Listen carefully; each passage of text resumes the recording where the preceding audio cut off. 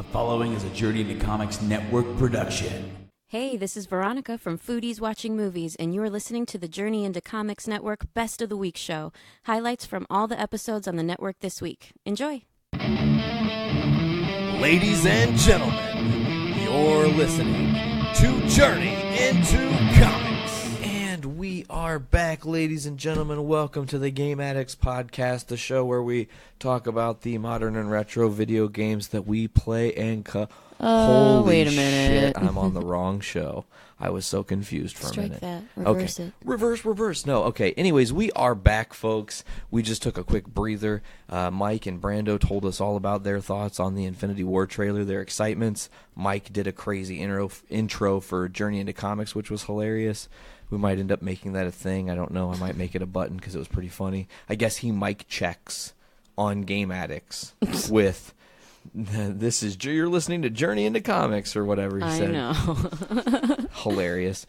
So, V, we just watched in the break a trailer. Yes, I'm very excited about this trailer. I haven't seen a lot of trailers that I've been looking forward to for a while, and this one was surprisingly cool. Yeah, you were like kind of blown away. I was a little blown away by this one. I wasn't ready for it, wasn't expecting it, knew nothing about it, and now I'm excited about it. So what we're talking about is Batman Ninja. Yeah. And I'm going to read a brief synopsis from comicbook.com, kind of give an idea of what the movie is about. Yeah. And then we're going to talk about what we thought about the trailer, all right? Sounds good. So Batman Ninja, for those not aware, involves a story where Batman is somehow transported back to Japan's earliest days, along with folks like the Joker and Harley Quinn, but Batman has some heroes to help him out as well. He has, let's see, it says the poster, which they just released, indicates that Batman goes up against the Joker, Harley Quinn, Gorilla Grodd, Poison Ivy, Two-Face, Deathstroke, and the Penguin, with help from period-appropriate versions of Catwoman, Robin, Nightwing, Red Robin, Alfred, and the Red Hood. And the DC said, a must-see for an all-American comic fan, announced at New York Comic-Con. Batman Ninja was just revealed at Japan's Tokyo Comic-Con. And they released some trailers and a poster, this dope poster. Man, okay. So this movie looks fucking bitchin'. The logo for it is so cool. It's like the Batman logo, but a little more angular and red in the background, you know? Instead of yellow. Yeah, and I want it on a t-shirt. It looks so cool. Okay, let's just get right into it because This trailer looked amazing, and I'm so excited about it because I love anime, as you know. Yes, absolutely. I'm a big anime fan. And I thought that this was like a really cool amalgamation of all the different things that I like about anime. Which are? Well, I like the art. I like the art direction. Yeah. I love the styling of it. Art is done by the guy who did Afro Samurai, by the way. Which I also liked. Yeah. I think I have that on DVD. But anyway, I thought this trailer made this movie kind of look like it's going to be what I thought was like if Ninja Scroll and Vampire Hunter D had a Bat Baby. Like they did a fusion dance and made a Bat Baby. Yeah, like what caught me off... Like, what got me really excited about it right away was how much it reminded me of Vampire Hunter D just in the art direction. And it looks really cool. Yeah, it's very angular. Joker looks extra creepy. Yeah, the samurai, like the costumes and everything is really cool. Feudal Japan, you know? It's really... I'm excited about it. I think it's going to be cool. You know, Batman, it's a lot of sword fighting, which is neat, you know, because it's not typically Batman's MO. Right. And it's cool to see, like, Batman v. Joker with swords. Mm-hmm. It's different. It's a cool, different take. It's totally different. I love it, and I'm actually really surprised that this hasn't happened sooner. Yeah, I'm looking forward to this movie. I cannot wait for it to come out. We'll be doing... maybe it'll be you and I that do the review on Batman Ninja. Maybe you, me, and Brando can do it. I don't know. We'll future trip when that actually drops. Sure.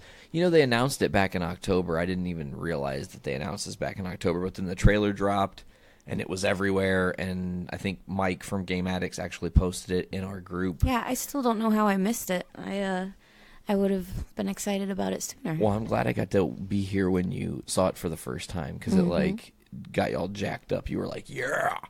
Yeah, I'm excited about it. I love a good anime, and it's been in a short supply lately, as I still haven't seen the new Ghost in the Shell movie out of principle. Oh, yeah, because ScarJo and their whitewashing. I can't get into it. I'm going to jump to this one real quick before we get to this. Okay. because they also dropped a picture the other day. DC did. They've got this new thing coming out. I think it's like called DC All Access TV, which is going to be it's like a subscription-based service, isn't it? Correct. Don't you have to pay like $2 or something? I'm not sure what the price is, but I'm going to look it up now and see what they actually say on the actual article, because I'm pretty sure it gave some of those details. But what they're doing is they're doing a TV show, Titans. Yes. And guess what? Not chicken butt. They have have actually... You've been hanging around Ollie too much. Not so quietly, they have hinted at the fact that the Arrowverse will immediately be tying in with the Titans verse, meaning we will have a Robin in the CW verse. Right. Like, by proxy. Because Robin was on the poster that you're talking about? Oh, yeah, I'm trying to pull it up. Of course, it's so slow today. The interwebs is just... Hello, interwebs. Oh, here. I literally just lifted it, and it worked. That was creepy. That was magic. So, Brenton Thwaites, I think is how they say his name. It's a weird one. Thwaites. Okay. Thwaites. They showed some pictures of Robin, or of himself as Robin. They released the first picture I showed you, but I guess they released another one, and it's... Again, taking a minute to load, folks. We're so sorry about that. But from the first picture I showed you, if you'll recall it, what did you think? I think it looked cool. I think it's going to be great. It looked better than the Batman Forever and Batman Robin suit. Oh, well, obviously. Yeah. Oh, look, here's a better shot. This is just him hanging out on set. Mm-hmm. Man. Yeah. It's cool. It's a cool Robin suit. Yeah, this is going to be awesome. I'm excited for this to come out.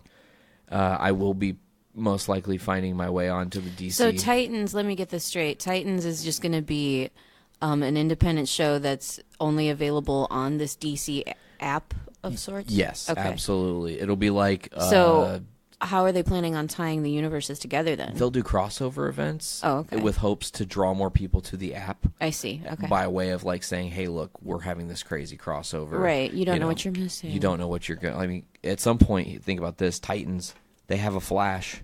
It's Wally West. Spoiler alert. Wally West... Oh, yeah. is probably going to go to Titans. He's kind of been bouncing off the show. Yeah, I mean, they didn't really use him. We'll talk about this in a minute, but they didn't really use him for the crossover. The crossover event they did, the 2-night special, Crisis on Earth X. They kind of wrote Which we will talk about later. Yeah, they kind of wrote him out, just like, okay, you go do this, and then they're like, peace out. And then you're done. They did that with a lot of different characters. I'm sure that had to do with scheduling and whatnot. Well, scheduling and just not having to pay people as much. You know, contractually, they're only obligated to do so many dates. I guess. I'm excited for Titans. It's going to be awesome. Cyborg is a part of Titans. Beast Boy, Raven, Starfire, I think, is a part of Titans. Correct me if I'm wrong. I'm pretty sure Starfire is. I don't know. Do you think that the superhero fatigue is going to negatively affect introducing new characters that people typically don't give a shit about? No, because I don't think superhero fatigue is real. If we actually had it legit, like full scale, like what people are so afraid of, Thor wouldn't have done as amazing as it did at the box office. It did insane numbers at the box office opening weekend and is still doing great numbers. I think it just crossed like 600 million worldwide. Right. But I think that's for different reasons because it wasn't a typical Marvel superhero movie. They went a different direction after the success of Guardians. But Marvel's like 21-0. They've not struck out yet. They've had #1 movies for every single one of the movies in the MCU. Which we can't really say for DC, huh? Exactly, and that's a crazy thing to think about. You know. But I'm going to jump back to this one now. This is the other thing I want to talk to you about. You have no idea what this is. Speaking of TV shows, there is a Watchmen TV show that's being developed. Do you know? I do know. Okay, but I bet you... I loved The Watchmen. Yes, okay. Zack Snyder directed the Watchmen movie. Alan Moore wrote the Watchmen book. That was a melancholy motherfucking movie, wasn't it? Yeah, and the book is just as melancholic. I know. And Doomsday Clock has been great so far. You need to read episode 1. I haven't read any of that yet. It's only the first issue. Oh, okay. We just reviewed issue. I just said episode, but we just reviewed issue 1 on last week's Journey into Comics, 167. Go check that out. But there's been a sort of spoilery lead on who is playing Dr. Manhattan for the television Watchmen series. Really? Mm-hmm. You're not going to be happy. Why? Because you can't see him. No. Yep. John Cena. Yeah, he posted, What? he cryptically posted just the Watchmen smiley face button on his Instagram a couple weeks ago. And Why then- does wrestling have to permeate everything Hold in my on. life now? Hold on, relax. It's okay. And then a couple days ago, he posted a picture of Dr. Manhattan specifically. Uh-huh. And it would seem that would be a strong role for him to be. John Cena is not a bad actor. He wouldn't have to say much. Exactly. And he's super, they can feed him intelligent lines. He's got the physique to play it. I do not want to see John Cena's cock and balls. Sorry. Sorry, Dr. Manhattan. You won't. Well, you might.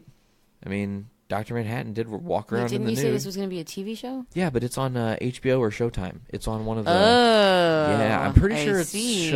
I think it's HBO. Probably I think it's HBO. Yeah. And it's going to be telling stories in that universe. That's dope. Yeah. I can't wait. I hope they don't fuck it up. Yeah. Yeah. HBO, as much as I love HBO, they have a tendency of fucking up the shit I like. Well, have they fucked up so bad? True Blood. Well, okay. Is that it, though? That's their only transgression is True Blood? They scarred me for life with 6 Feet Under. Okay. Let me see what else. United States of Terror. That was a great show, but they canceled it and didn't end it properly, and that was sad. Okay. Fuck HBO. Wow, but Game of Thrones. Oh, but Game of Thrones. I can't say fuck HBO.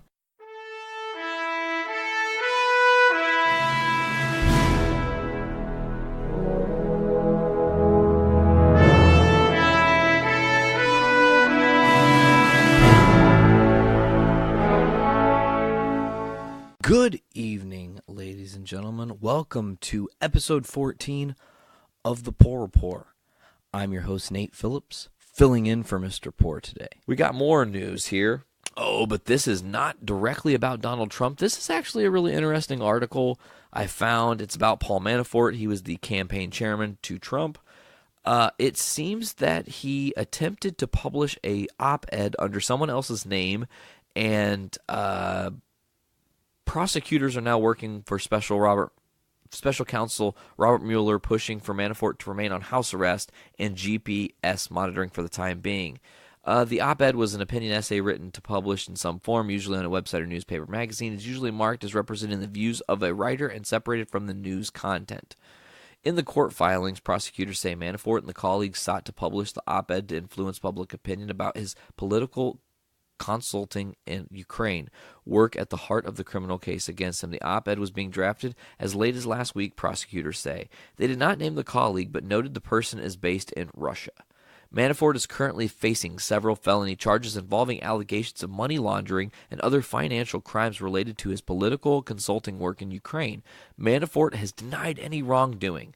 A trial is scheduled for 2018. Reached Monday, a spokesperson for Manafort declined comment on the op-ed described by prosecutors. In the court filing, prosecutors say the op-ed appeared to violate an admonishment from the judge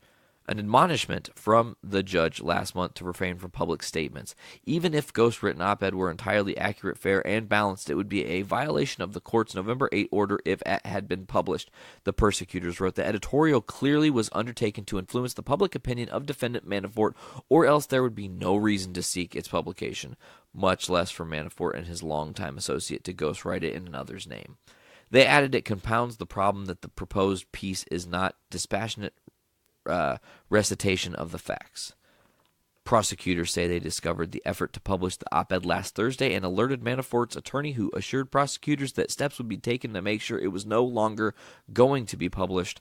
At the time, Manafort was working to secure his release from home confinement by posting a more than $10 million bond. According to court papers, he had reached a tentative agreement with the government. But after discovering the op-ed, Mueller's team is now opposing Manafort, proposing bond agreement. Prosecutors did not disclose the op-ed in court papers, so as to prevent it from becoming public, they also did not disclose what name the ghostwritten op-ed would have been published under. Manafort and his longtime business associate, as we know, Rick Gates, were indicted in October by a grand jury in Washington. They are among the first people to face charges brought on by the special counsel's office. Manafort led to the Trump campaign for several months, including during the Republican National Convention. Gates also worked as a senior role in the campaign. Mueller had been leading a wide-ranging investigation into Russia's election interference and any coordination with Trump associates. Manafort's done. Cook him on the Barbie. It's over, folks. It's not looking good. Paul Manafort, I don't understand why you would do this. He's already in trouble, right? Like, they've already hook, line, sinkered him, got him. They know what he's done. They know they're going to take him to trial. They're probably going to kick his ass in trial. He's going to go to prison for a long time. He just makes things so much worse for himself. He decides, I'll write an op-ed in someone else's name, ghostwritten. I'll have them publish it. It'll hopefully maybe change public opinion of me, which will help my chances in not being, officially charged with a crime. And everything will be all good and well. However, this just goes guilty, guilty, guilty. You're fucking guilty. He did it. He's guilty. He's guilty. Folks, ladies and gentlemen, why would you do that? Like, they're going to ask him in court. There was this op-ed you were going to post. Why? What's your reasoning? And there's no way in hell he's talking himself out of that box. He's done, folks. Paul Manafort, put the cuffs on him, give him an orange and black jumpsuit, put his ass on the side of the road digging ditches. His days are numbered. You're a fucking crook. You're going down. You're a part of all of this, and you're the first domino. You're one of the dominoes to fall in all of this. And before it's all said and done, I'm really hopeful that Donald Trump is the last domino to fall. And the great collapse of the current American presidency will be done. And they'll have to figure out a different way to do things. I think us as a society need to smarten up and figure out a better, more politically stable way to pick our leader, other than campaigning and gallivanting across the country with donors and people giving their money to you to essentially say, well, they represent me, I'm going to give them my donation, and they're going to represent my beliefs, and then fuck me when they don't actually represent my beliefs, but they took my money all the same. I feel like we need to get away from that. I feel like we need to have an honest, no party system where leaders are based on their merits, on what they have accomplished as people, as how they've shown that they are great leaders. People who are willing to step up and take responsibility when they make mistakes. Donald Trump is not that guy. I'm sorry, that's just the fact. Speaking of Donald Trump, he's got a bunch of tax cuts coming. This sucks, as you know. It's going to really affect the middle class more than anybody else. You're giving bigger breaks to corporations, less breaks to lower income families. Overall, I feel this is a terrible thing. So somebody at Yahoo wrote an article about 6 things that they think could make this bill a little bit better. If you could even say that, So here are the 6 improvements they think they can make. I'm just going to actually read the bullet points. I'm not going to get into the whole article typically, because you know what? None of this shit is going to be finalized, I don't think. I feel like there are going to be some major changes that happen before this is all said and done. So here are the 6 improvements, according to this Yahoo article, that they think that President Trump's tax cut bill could use. Cut the corporate tax rate to 22% rather than to 20%. Phase in the corporate rate cut instead of ushering it in all at once. Make all individual tax cuts permanent, just like the business cuts. Keep the current tax breaks for graduate students and taxpayers with high medical cost. Keep the estate tax intact. Make sure that reducing the SALT deduction won't wreck city and state budgets. So this, I don't have a lot to say about this. I really just hate that. I feel like everything Trump could find a way to try to fuck up, and the Republican Party under the guidance of Trump could fuck up. They're just going for it. They're like, oh, gay rights, fuck that. Is a plant illegal? Yes, it is. Fuck you. Do we care about the poor and the middle class? No, we fucking don't. Fuck you. It's all about the 1%. I just read the other day that a GOP, one of the members of the GOP was saying that people who aren't millionaires aren't millionaires because they only spend their money on booze and women. That is fucking terrible. We are broke. This country is motherfucking broke. We are struggling as a nation. I am struggling as a person. I am not going to be afraid to sit here and tell you that. Man, shit is tough. Times are really hard. You've got people struggling with degrees, motherfuckers who have went to college and got a better understanding of the way the world works, and they've got a higher education and they can't get a job at fucking anywhere but McDonald's. That is bullshit. Utter bullshit. More bullshit than I can handle. Folks, I've actually only got a couple more articles here for you.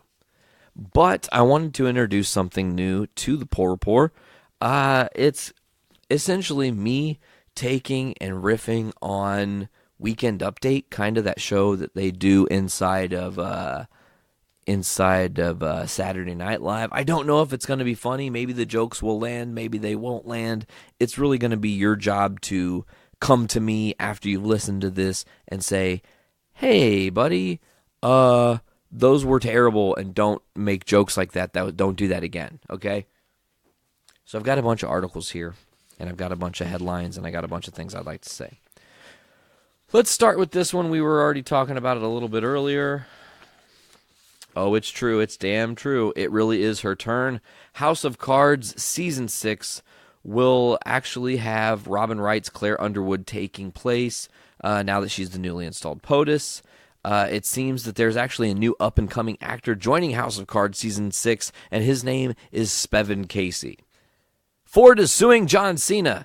John Cena got a special 2017 Ford GT in September and decided that he would sell it. So now Ford is suing John Cena, although Ford is unsure if they will be able to see John Cena in court.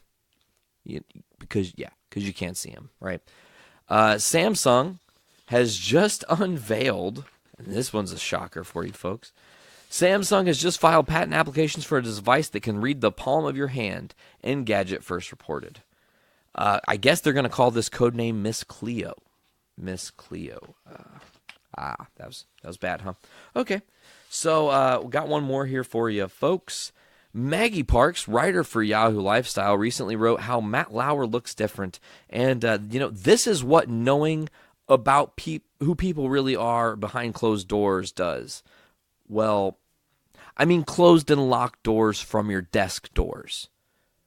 Because, that's what he was doing. He's gross. But really, it's funny. I want to actually talk about that a little bit. The people talking about how Matt Lauer looks different now. He looks like a fucking creep. It's because he's a fucking creep. Like, we can't deny that, folks. He is creepy because he's a creep, and he was creeping and doing terrible things to women. Locking women in his office and raping them until they passed out. And there are many different interviews with certain women that going back and retrospectively looking at, like I think Anne Hathaway is a big one to go and rewatch. He is just, God, he's been so fucking creepy the whole time. It's not really surprising now that it's out in the open. Another sexual allegation misconduct. Red meat, we crave sustenance. Guys, we are not invading my aunt.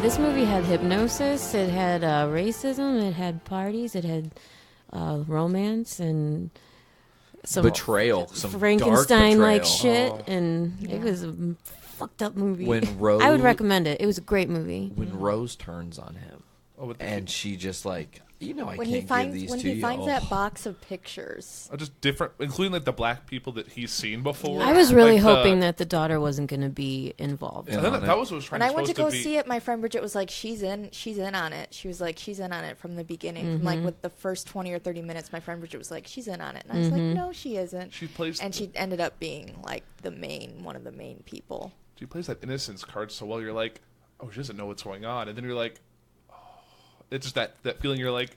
And I love how his friend Chris's character's friend, like, had it completely figured out from the very beginning. They're having these conversations. He's like, get the fuck out of there. Right. I loved how the first reference of the movie's title is the picture with Logan. Mm-hmm. And it like triggers him to, it's like the Flash breaks the chain of command that's going on in the brain. And Chris was smart enough to like figure out he uses that later, but like that moment with Logan when he's like, get out of here, like his whole personality he's not reversed. doing it trying to be mean to him. He's trying to save him in that moment, and the only person that should be realizing it is Chris, and everyone else is going, "Oh, he fucking ruined it." I love He's how spoiling it. I love how at the end he like used like the stuffing from the chair to like put in his ears so that she could not hypnotize him. Yeah, she And that tricked him. ultimately saved him. Yeah. I still think the creepiest part of that movie for me was early on when he goes upstairs and everyone just stops and looks up. Yeah. This isn't like It was very Rosemary's Baby. It had that weird Satanist cult feel to it. The whole movie, like, it was really good. I'm so glad that you recommended this movie. Absolutely. It was really cool. I liked it a lot. And for whomever is out there listening, you probably have no idea what we're talking about if you haven't seen this movie. This probably sounds really strange. But go see the movie Get Out. It was fantastic. They took the movie Guess Who's Coming to Dinner and just spun it on its head. Yeah. Guess who's not leaving dinner? Man, what is it with them? Like, I feel like Hollywood is doing such a great job of perfectly casting douchebag brothers. You look at Stranger Things 2 with Billy. You look at Rose's brother Jeremy, I think it was in the movie. Yeah. He was like, whoa, over the top douchebag. And then to put together that at the very beginning of the movie, that's him that kidnaps Andre, and then it just like everything just turns on its head once you get the end of the movie. Right. So rewatching it, that was your third time? Second. And that was your third time?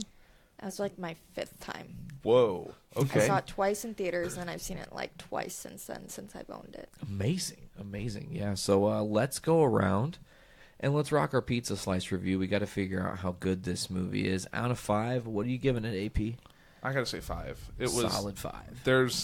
I couldn't find anything to fault on this movie. Okay, I like that. Liz, what about you? I'd probably say 5 too. It's not your typical cookie cutter thriller or horror movie, and that's something that, like, for me, it's hard for me to find with like thriller and horror. I feel it's the same thing over and over, but this one's completely different. Absolutely, they kind of redefine it. V, what about you? I'd give it a 5 out of 5, just because I didn't know anything about this movie going into it, and not knowing what to expect and just watching it unfold was really cool. And I thought it was like one of the better movies I've seen in a long time. Like, it was actually really well made and wasn't just like some stupid fucking summer blockbuster, you know? This was a really cool, cerebral, creepy, fucked up, funny movie. And there's not like a lot of like bogus plot holes.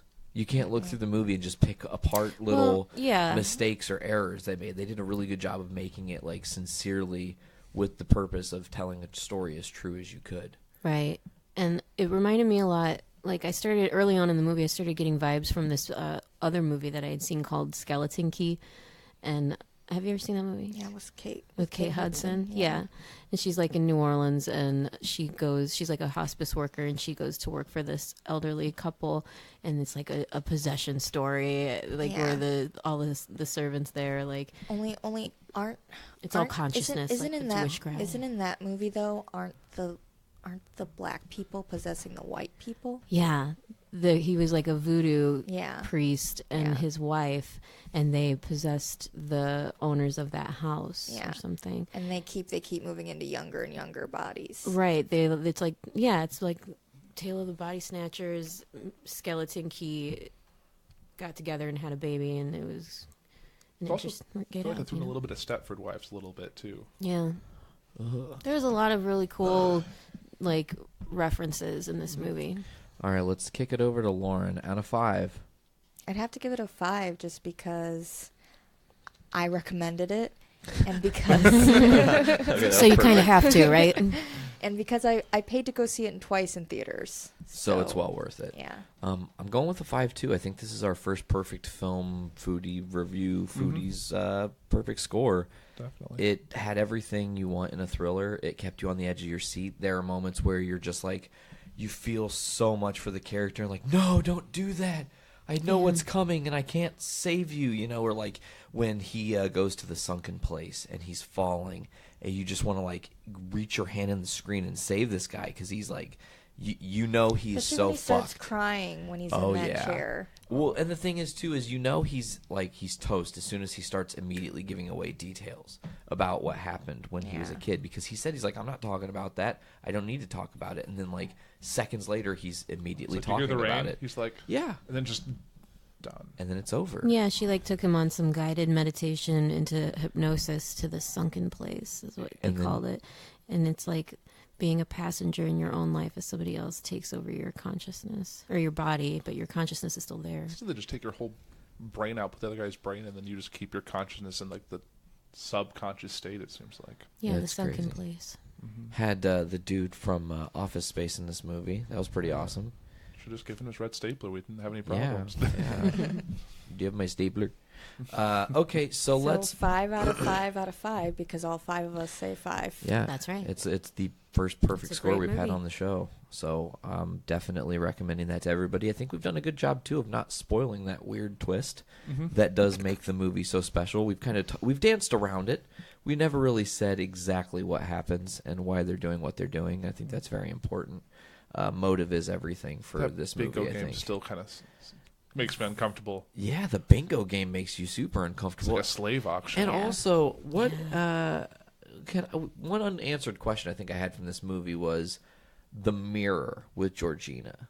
She's in her room looking in a mirror, and it looks like she doesn't see out.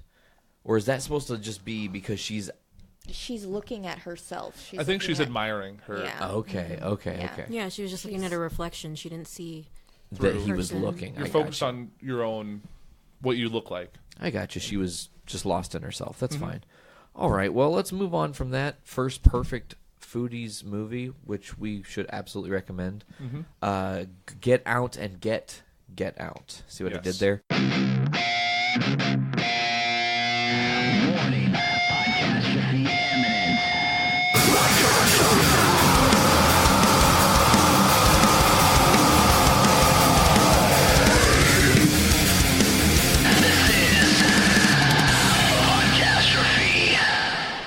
Podcastrophe. Yo, Moby Yeah. Dick was lit, son.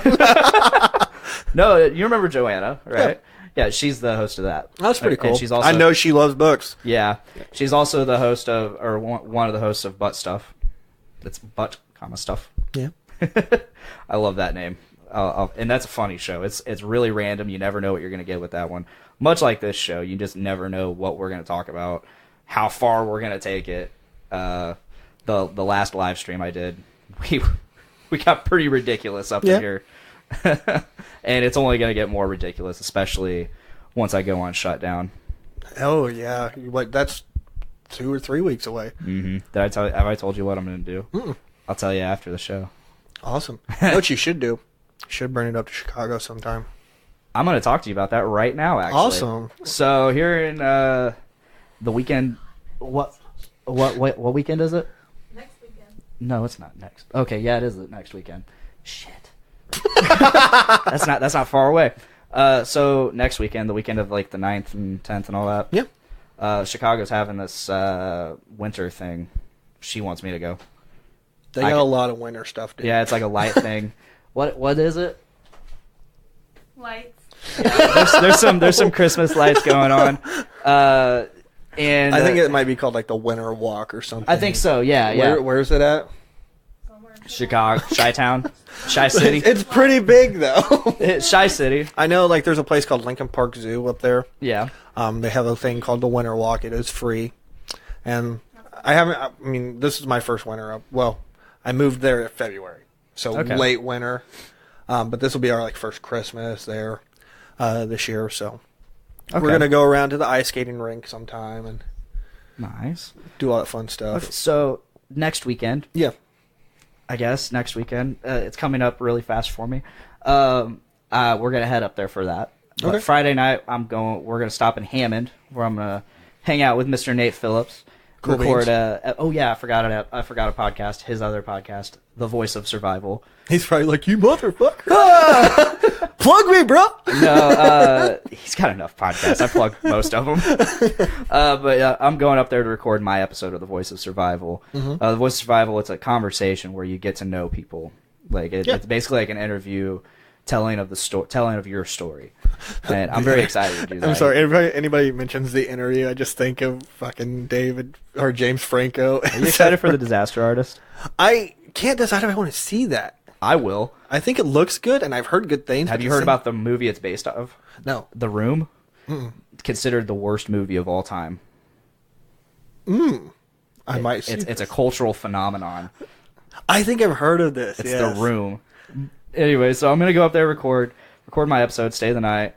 Then we're gonna go up to Chicago. Mm-hmm. And can I stay? Yeah. Okay. Cool. That's what I was getting at. So I'm gonna record that weekend. I'll be honest, we don't have too much room. That's fine. Like, we'll figure it out. We have one bedroom. And we got a tiny ass couch. So we'll figure it out. I'm sure I can borrow my roommate's air mattress. Yeah, I mean we can. Our furniture's light. We can move it. Cool. But yeah, so I figured, I just bring all my podcasting shit up there and we'd record another episode. Absolutely. Get Felipe on there finally. Yeah, we'll finally get his charismatic ass on your podcast. Oh, definitely. Want to see a guy that can control a room, and it is him. Oh, definitely. Then the plan is to leave the next day and hit up Three Floyds on the way home, get me some beer. Cool. And get me a case of beer in preparation for what is to be... a drunken shutdown. Not just a drunken shutdown, but a very drunken episode of Podcastrophe. I'm not sure what I'm going to call it. I can't decide if I want to call it the Drunk Cast or Drunkcastrophe. I think I'd like the Drunk Cast. Yeah. But yeah, that's what I was going to talk to you after the show. But now it's live and recorded. Over Christmas shutdown, we are recording Drunkcastrophe, the Drunk Cast. Where we are going to have several people on, and we are going to be drunk as shit. Cool. The plan is we're gonna pregame with Brews with Dudes. We're gonna drink on one podcast, and we're gonna just transition right into the next one. Yeah.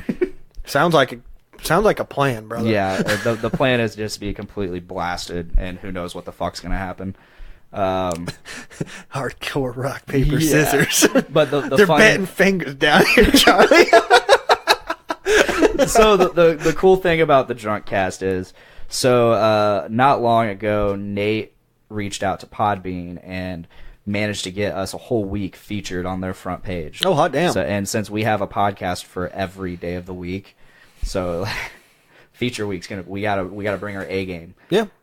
Drunk Cast is going to be the episode for feature week because it's the first week of the year. Yeah, absolutely. Oh my god! So Happy New Year! All these brand new people coming in just from seeing us on the front page, they're going to come into my podcast and just be like, "What is this?" It's magical. It is. It will be magical.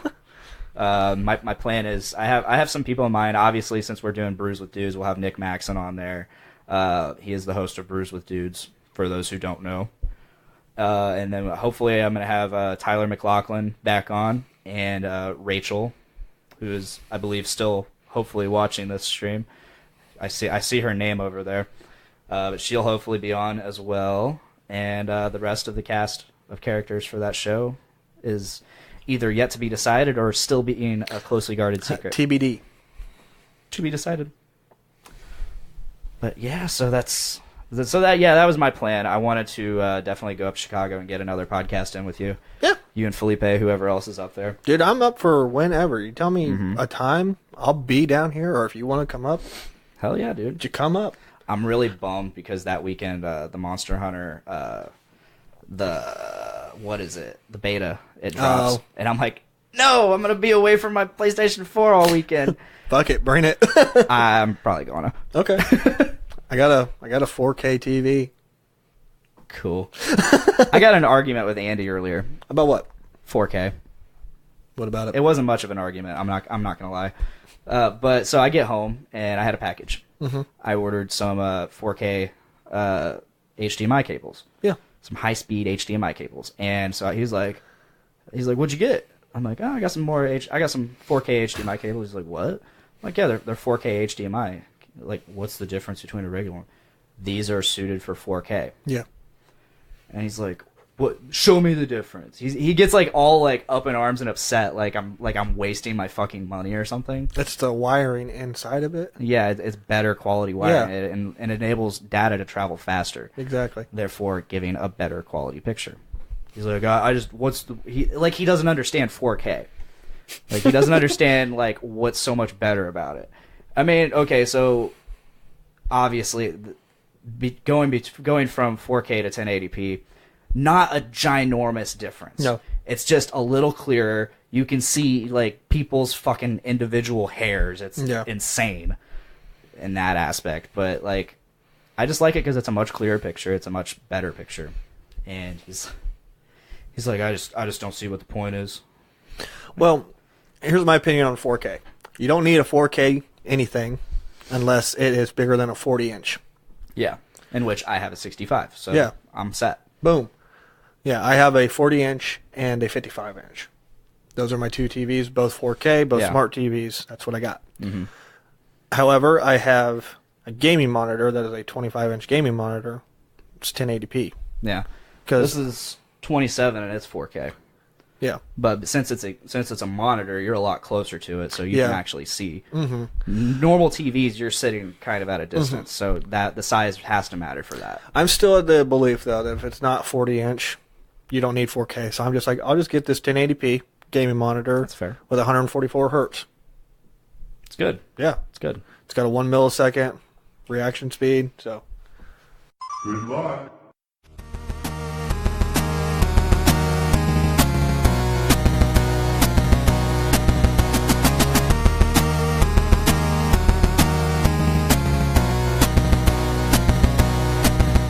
But okay, so for Black Friday, I only had like the memory cards pick up. But one of those memory cards is for our recording setup.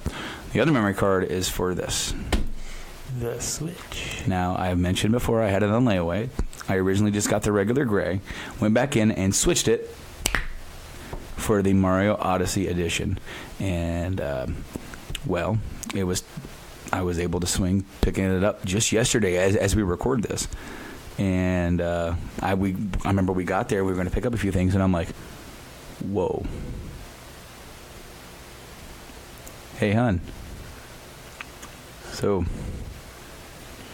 yeah, I can pick that up now. She goes, yeah, you could. I'm like, hold on. You're not going to fight me on it?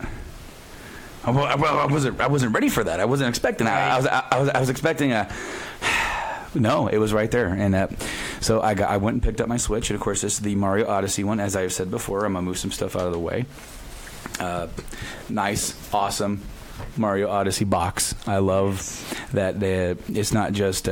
some systems do like a slip cover for like their design for that. If it's a Destiny, I remember seeing one with Destiny where it's just the plain PS4 box or whatever. Actually, no, sometimes they have the white one, so that one might be different. But this one, of course, comes with the 2 Mario Red Joy-Cons. It comes with a download code for Mario Odyssey, Rabble, and it comes with a exclusive Mario Odyssey carrying case. What I like about this case or this cover is that it's not just like it is scenes from the game, but it's pictures of scenes from the game. And that's what I like. On the back, we got a big kind of a poster-like type thing with Mario throwing Cappy and all the different various things that you can kind of take control over. The T-Rex, the Goomba. Because I didn't know that you can take over the Goomba. Can you? I haven't tried it yet. You can stack them. Oh, yeah. You stack them up. That's how you get some of the moon stars or... like the Power Moons? The Power Moons, but there's also Shine Sprites. Shall we open this thing up? Shall we? Because you didn't get a chance to do this because you bought your second hand. Yes. I've already unboxed it, guys. I couldn't contain myself. I couldn't wait a whole other day, but... Only 2 minutes in the case. Of course.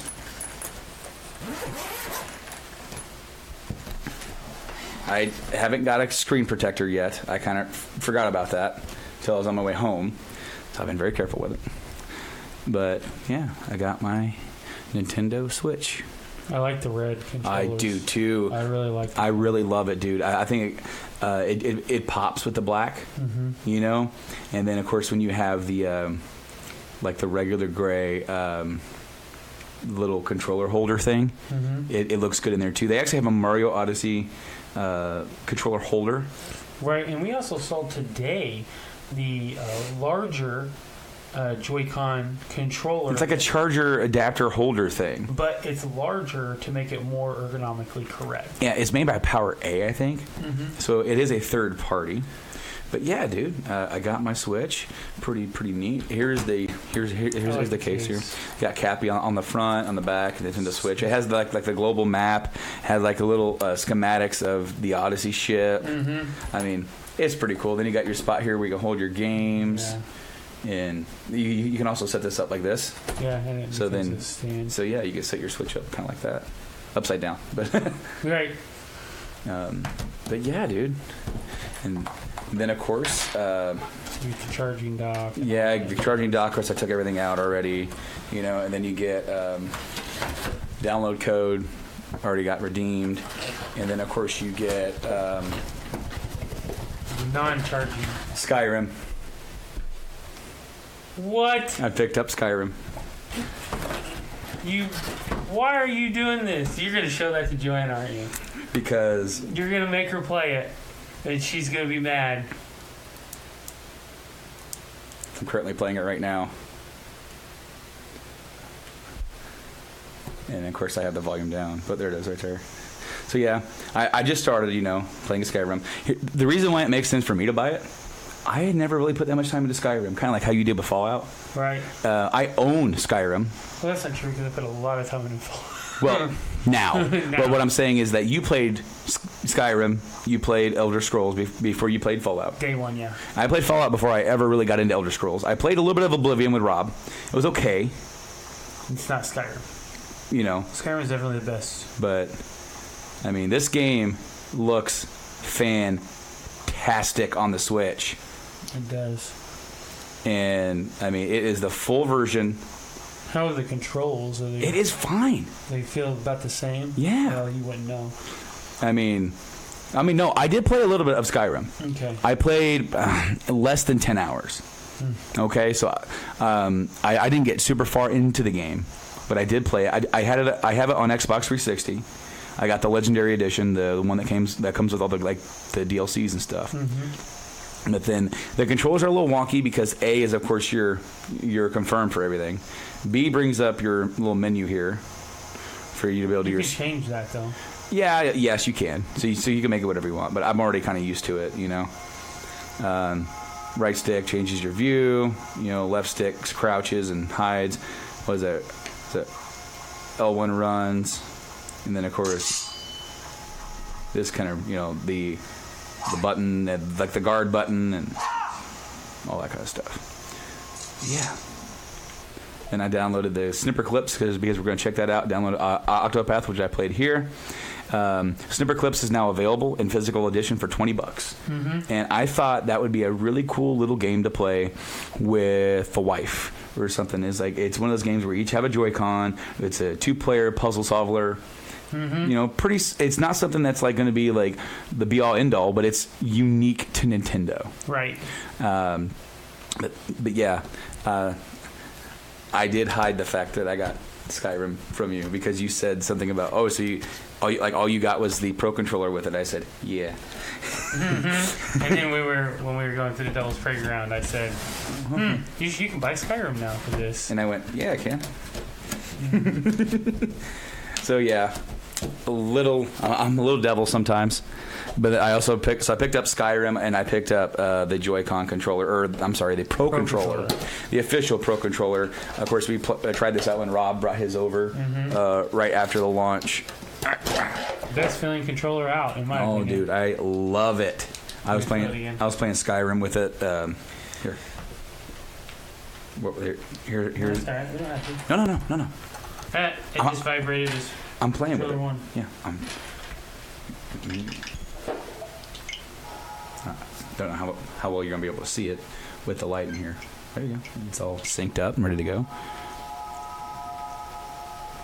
Hit the W button here. I gotta wipe the dust off of it. The screen.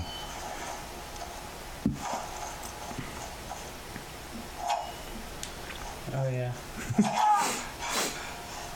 I forget you have no stamina. I'm just starting, man. I'm just starting, and I always play a warrior in most stuff that I play. That's just kind of like my thing. I'm like the big barbarian dude, one of my favorite lines ever in a game was EverQuest. Champions of Norath. I haven't done a single thing with my trees yet. I literally last night, I was playing Mario Odyssey. I got to the third kingdom. The play kind of like where I got to when I played it here, and then I turned it off, and then I booted up Skyrim just to check it out, see what it looked like on the TV, and then in handheld mode. Huh. Oh, I'm in the wrong one. But I was watching a review for this, and it's like the visuals have some of the visuals from the remastered version. Yeah. Like other than that, like it looks like somewhere in between the regular version that was released on last gen and then the remaster. Yeah, right here's the change. And then it also has. I would definitely change B to jump, especially on the Pro Controller. Yeah. I would totally do B to jump and X to your map open. It does come with all the DLC, Dawnguard, Hearthfire, and Dragonborn. And you can play, of course, with the Joy-Cons. You can play with the... oh, no. Huh. We changed the... Oh, what are you doing to me? Reset default. There you go. And of course, you can use your amiibo to get like some stuff. The Zelda stuff is actually in the game. Yeah, but you can search it. So you can actually get it. When you open it up, there is nothing on the inside. There's no map, no nothing. So that's a bit of a downfall, but this is also how many times has this game been released, all that kind of stuff. So there wasn't one with the Legendary Edition, I believe. Yes, there was. I want to say there was. Because I was surprised that was still in there. Okay. It's pretty neat. It is interesting. Interesting indeed. Man. So I didn't know if you know this, but you can buy Skyrim on the Switch.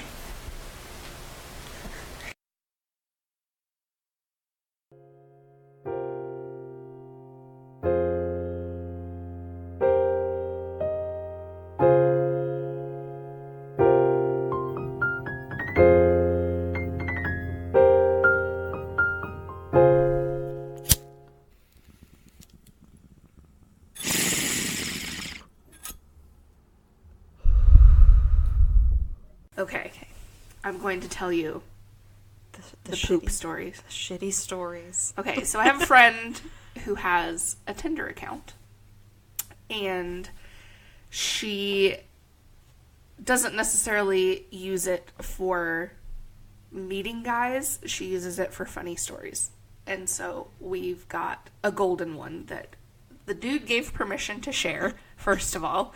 And we have her permission to tell the story. And stupid me, I deleted the screenshots, of course. So I'm going to have to retell it from memory, but... I might have. Oh, dude, maybe, yeah. In text form? Yeah, or... Yeah. Hold on. I know that I can find these. We will find this shit. Hold on. Oh, there's your butt. While I fart. There's your I'm butt. scrolling through the pictures for our text like this, and came across the Cheetos rolled up in a green leaf. So it's when you've got the munchies, but you're also trying to eat healthy. It's on the Journey into Comics. Oh, it is. Messages. We have a group chat for the whole network. And it is on there. Okay, so I will look it up. And hopefully it won't be too far back. But we are a meme group. Okay. Alright. He says, I'm not much for short jokes, but I can tell you a fucked up story. And so he says, well, this is the story all about how my life got turned upside down. And it's going to take a minute. Just sit right there. I'll tell you all about the story of my pink underwear. Which I appreciated, right? It was 2011, and I was still in college. Me and my friends were looking for a party that night since midterms were over. So we heard there was a frat party going down on going on down the street from us, and there would be booze and Mario Kart. Perfect fucking combination. Well, earlier that day, the diarrhea fairy came and visited me around 12:57 p.m. I like how it's so specific. Like, it was so detrimental that the diarrhea fairy came that you can just... Like, Goddamn, 12:57. And I knew my weekend would be peppered with glorious moments hunched down, sitting on a toilet, praying to every god to make the Hershey flow of pain and all of mankind evil stop flowing from my inner eye. But I took a Pepto-Bismol and said YOLO and went to the party that night anyway. We are all having a good old time dancing, playing Mario Kart, which I kicked ass in, mind you. And I ended up meeting a hot girl at the party who was a feminist, which I found attractive because my friend had feminist listed in her profile. We talked and talked about history and why the fuck license plates expire for 2 hours. And then something amazing happened. When I used to get shit-faced drunk, I can't do that anymore, I would teleport, so one moment I'm in the kitchen, and the next I'm on the lawn, but the third place was the best. Me and this girl ended up making out in her room, and I'm like, wow, it's happening. What the fuck did my drunk ass do or say to get to this point? I would swear I'm fucking Neil deGrasse Tyson, but I'm sure every person off their S thinks that. So, good R&B is playing, and the magic is happening, and then all of a sudden, I hear the distinct sound of a helicopter in the distance. I'm thinking to myself, we're not in South Chicago. Why the fuck is there an eye in the sky? But it wasn't a helicopter. It was my body voiding every single thing I've ate since 2006. I had to think fast, and luckily, I didn't have to. She passed out, which is good also because I don't do chicks that are drunk. And I didn't want to wear my ruined rags, so I took a pair of her pink boy boxers after cleaning myself up, which is hard as fuck. When you're drunk, by the way. I'm having to scroll through texts, so...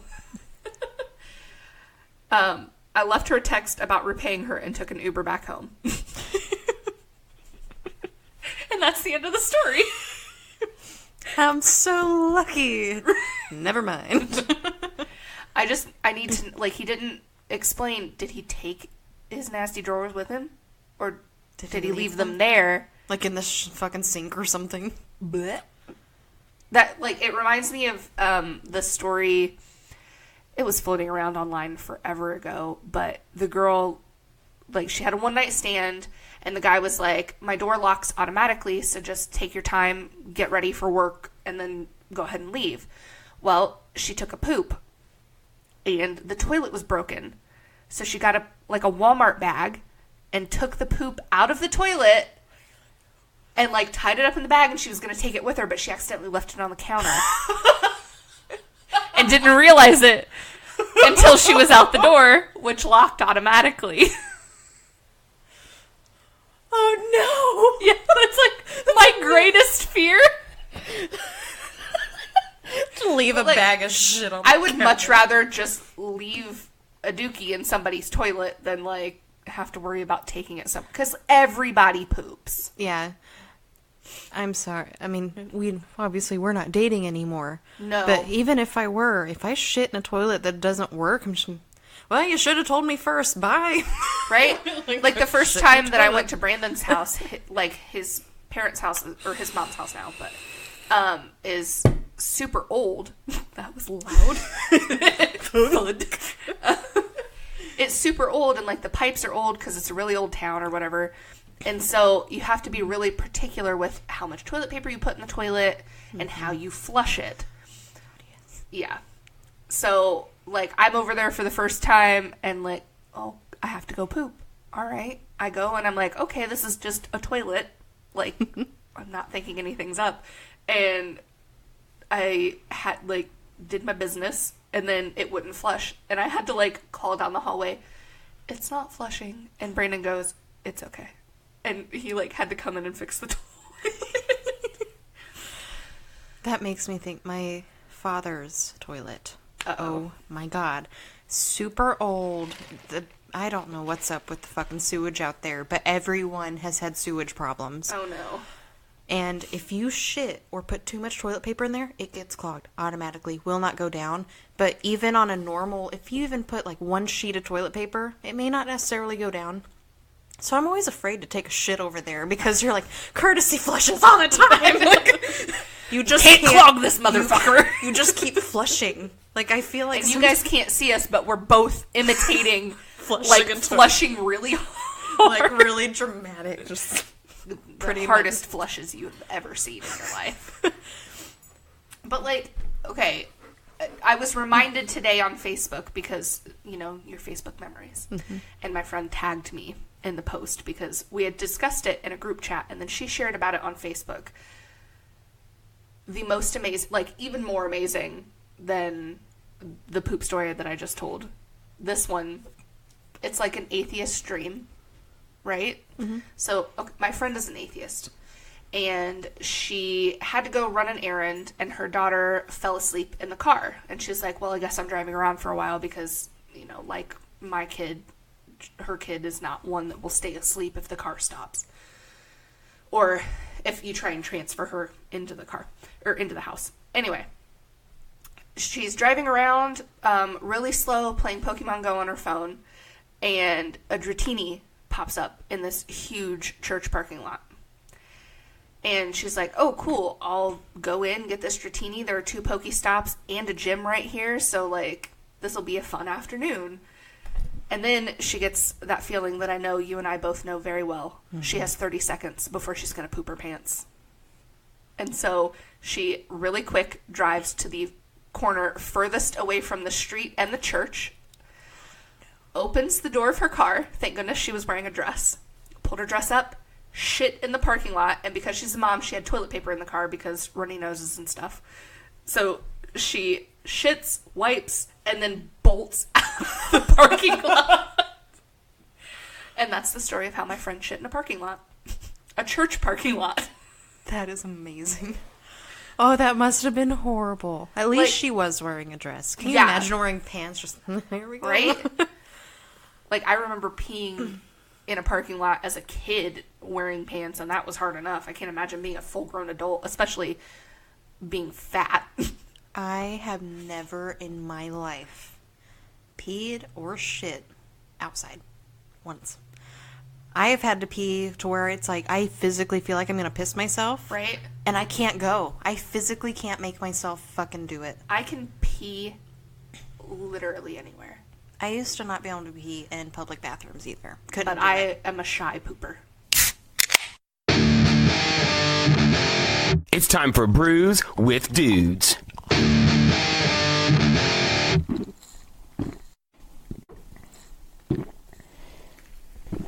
Ah, juicy. It's a nice golden color.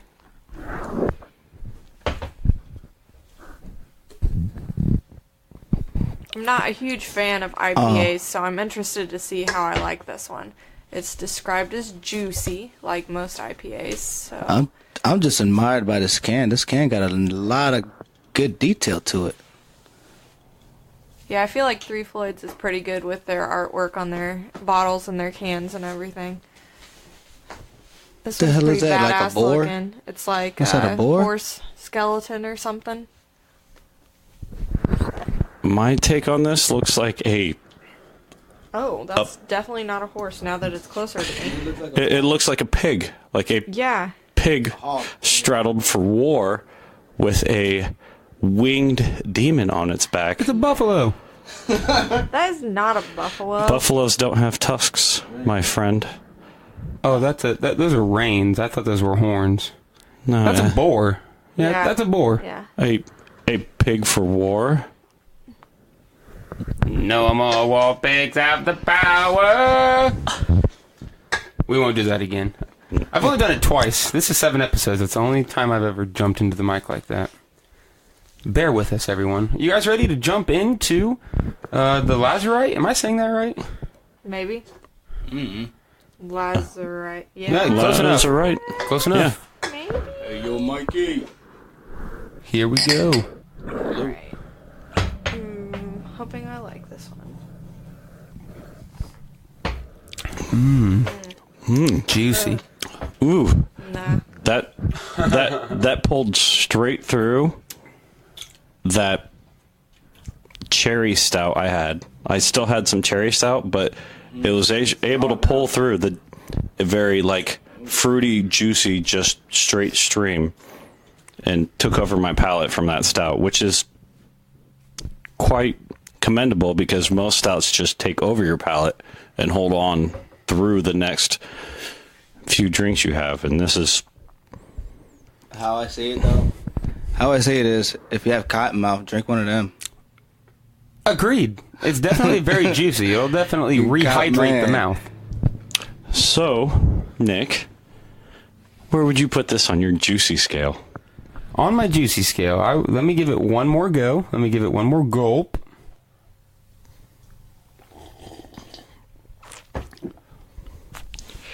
Sounded like a sip. Juicy. Sounded more like a sip to me. I would say 7.5. It's pretty juicy. I'm pleased with the juiciness of this one.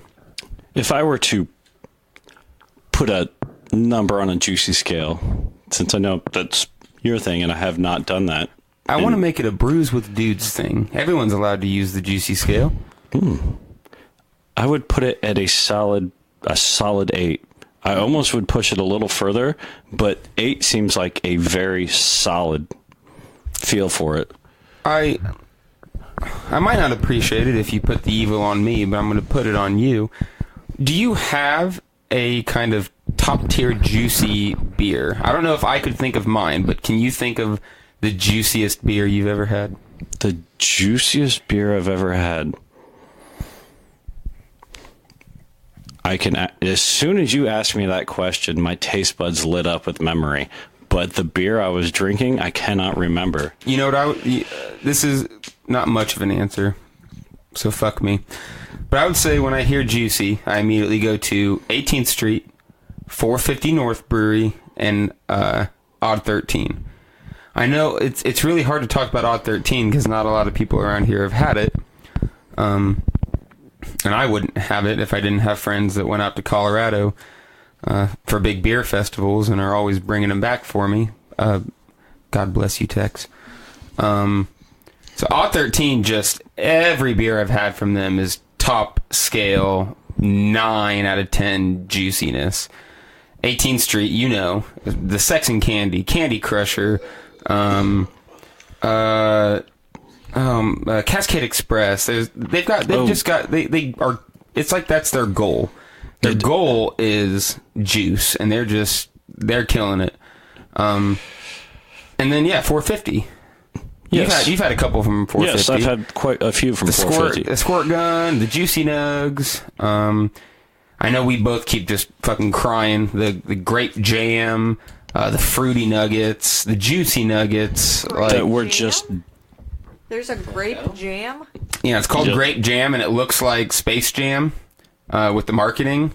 And I assume it's a grapey, juicy IPA. They're killing it. They're really good at it. Oh yeah, we've both been discussing before how much we're dying to get down there to get some of those brews because they're based mostly out of the brewery. We can only get those if we go to the brewery, and it's like a 2.5 hour drive. I think it's a move. Like it would have to be. We have to call them in the morning, and they have to say like, we've got 4 out of the 5 beers you love, and to make the trip because it's a long trip, but the beers are so good. Because that's 5 hours of driving and at least 2 hours of sitting there, eating and having a pint and a few samples. Yeah, we never got around to eating there because they had the festival, which was right in their backyard, and It was, I don't know, hundreds if not thousands of people. And when we went in to the restaurant to I think pee. And I think we were going to eat there. I think we were going to eat if we could have, but it was just packed to the gills. It was. Oh yeah. It was a cool spot. I'd love to go back to 450. Maybe we can tag 450 in this, and they'll let us come out there and do a special episode. We love you, 450. But you bringing up your friends that have made it out west, I have to bring up one of my best friends who is probably the main proprietor in my craft brew journey and who got me into craft brewing. Like I've had friends that have introduced me to it, but he's the one that mainly got it. I have to shout out my buddy Mike Stout. I believe he's a follower of this podcast. His last name is Stout? His name is Michael stout. Christ. You need to get a stout on the show. I've been working with him to get him to come back here because Mr. Stout himself is with us today. I would love that. But he lives out in Portland, Oregon now, and when I went out there last year for the 4th of July, he brought me around Portland and showed me that, but he also brought me around to places that had a bunch of craft brews and beers and stuff. And that, I know, is where I tasted my juiciest beer. I cannot remember my juiciest beer because I had been drinking so many. Were you conscious about your journey then, if I may? Because, I mean, I'm brewing myself, doing a podcast now about brewing, trying to dive headfirst into brewing. Like, when when I'm picking out a beer or when we're talking about doing this podcast, there's a lot of thought that goes into it all. At that point in your journey, were you thinking about craft beer, or was it like, oh, I'm at this place and they've got their own beer, I'm going to try it. Oh, that was good. No second thoughts kind of thing? It was a lot of it. I want to say at that point, I started that way because he was like, oh, no, you need to come here, try this beer. They have these beers here you need to try. Hey, you need to come over here. And it was probably the third spot we stopped as we just rode bikes around the city and got there. And so I had a solid beer buzz going by the time I got there. And it was one, even with my beer buzz and because kind of just taking in this whole new city, really stood forward with me. When I was considering moving years ago, I did a lot of research into all the different aspects of a couple different cities, and a couple members of my family, we all kind of unanimously agreed that Seattle is the place. If there's ever a place I was going to move inside the United States, that Seattle seems to be the one place I would really like to go. It's just over the bridge from Portland. And my good buddy Colby's out there. I'd love to hang out with him more. Speaking of beer journeys, I keep mentioning the blog that we're working on. I'll just say it's coming. I'm sorry about it. We've been very, very busy with a lot of different things. The beer blog, I'm the one that's kind of organizing it and writing the written blurbs, but Jess actually is the one taking all the pictures for it, which is kind of what I'm the part I'm most excited about. I like to think that the thing that'll make it stand out the most is the fact that along with these reviews somewhat of these different breweries, that Jess is providing pictures of the beers, the bar, the establishment. It's doing a full-blown review that encourages checking out the whole place and enjoying an entire experience. It's not just beer. It's the beer. It's the people. It's the food. It's the establishment. It's the whole thing. And Jess, you've been into photography for a long time. Did you want to go on that for a minute before telling why you're excited to be providing the photos for... We haven't really decided on a name. I think I've gone with Brews Across Indiana.